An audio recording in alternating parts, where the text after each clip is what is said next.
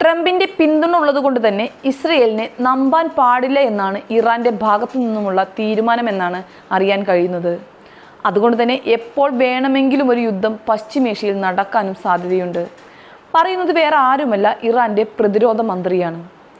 നിലവിലെ പ്രാദേശിക വെടിനിർത്തലിന്റെ ഈട് സംബന്ധിച്ച് ഇറാന്റെ പ്രതിരോധ മന്ത്രി ബ്രിഗേഡിയർ ജനറൽ അസീസ് നാസിർസാദെ തിങ്കളാഴ്ച സംശയം പ്രകടിപ്പിക്കുകയുണ്ടായി. ഇസ്ലാമിക് റിപ്പബ്ലിക് ഇതിനെ വിശ്വസിക്കുന്നില്ലെന്നും സാധ്യമായ ഏതാക്രമണത്തിനും പൂർണ്ണമായും തയ്യാറാണെന്നും അദ്ദേഹം പറയുകയുണ്ടായി.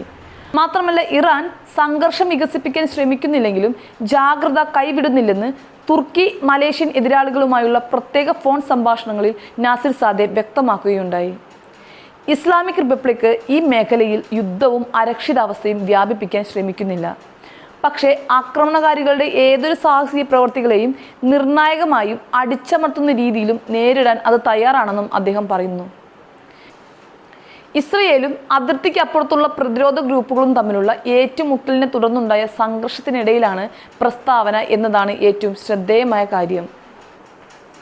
ഇറാനും മേഖലയ്ക്കും ഗുണം ചെയ്യുന്ന ഒരു ന്യായമായ കരാറിൽ ആണവ ചർച്ചകൾ അവസാനിപ്പിക്കണമെന്ന് ഞങ്ങൾ വിശ്വസിക്കുന്നു എന്ന് പറഞ്ഞുകൊണ്ടാണ് തുർക്കി പ്രതിരോധ മന്ത്രി യാർഗ്ലർ വെടിനിർത്തലിൽ സംതൃപ്തിയും സന്തോഷവും പ്രകടിപ്പിച്ചത്.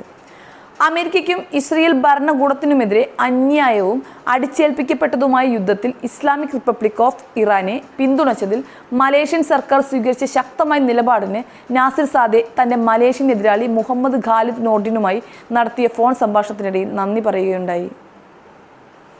അതേസമയം ഇറാൻ മലേഷ്യയുമായി സൗഹൃദപരവും വിശ്വസനീയവുമായ ബന്ധമാണ് പുലർത്തുന്നത് എന്ന് മലേഷ്യൻ പ്രതിരോധ മന്ത്രിയും പ്രസ്താവിച്ചിട്ടുണ്ട്.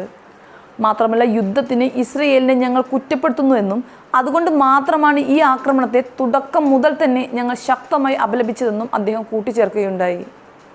അതേസമയം ജൂണിൽ ഇസ്രയേൽ നടത്തിയ വ്യോമാക്രമണത്തിൽ ഇറാൻ പ്രസിഡന്റ് മസൂദ് പെസഷ്കിയാന് നിസാരമായ പരിക്കേറ്റതായി ഇറാന്റെ സ്റ്റേറ്റ് ലിങ്ക്സ് ഫാർസ് വാർത്താ ഏജൻസി റിപ്പോർട്ട് ചെയ്തിട്ടുണ്ട്. ജൂൺ 16 ഇറാന്റെ സുപ്രീം നാഷണൽ സെക്യൂരിറ്റി കൗൺസിലിന്റെ ഉന്നതതല അടിയന്തര യോഗത്തിൽ പങ്കെടുക്കുമ്പോഴാണ് പെസഷ്കിയാന് പരിക്കേറ്റത് എന്നാണ് വിവരം. ടെഹ്റാനിൽ ഒളിഞ്ഞിരിക്കുന്ന ഭൂഗർഭ കേന്ദ്രത്തെ ലക്ഷ്യമിട്ട് 6 ബോംബുകൾ പതിച്ചതായി റിപ്പോർട്ടിൽ പറയുന്നുണ്ട്. ബോംബുകൾ പതിച്ചപ്പോൾ പ്രസിഡന്റും മറ്റുള്ളവരും അടിയന്തര തുരങ്കം വഴി രക്ഷപ്പെട്ടതായി റിപ്പോർട്ടിൽ പറയുന്നു. എന്നാൽ രക്ഷപ്പെടുന്നതിനിടെ പെസഷ്കിയാന്റെ കാലിന് ചെറിയ പരിക്കേൽക്കുകയായിരുന്നു. ആക്രമണത്തിനിടെ വൈദ്യുതിയും വെന്റിലേഷൻ സംവിധാനവും വിച്ഛേദിക്കപ്പെട്ടതായും റിപ്പോർട്ടുണ്ട്.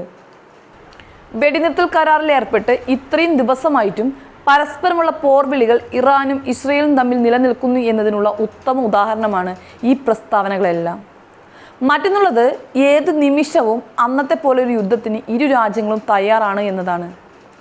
എന്തായാലും പടക്കോപ്പുകളെല്ലാം ഒരുക്കാനുള്ളതിനാൽ തന്നെ അടുത്തു തന്നെ ഒരു യുദ്ധം ഉണ്ടാവില്ല എന്ന് തന്നെ നമുക്ക് പ്രത്യാശിക്കാം.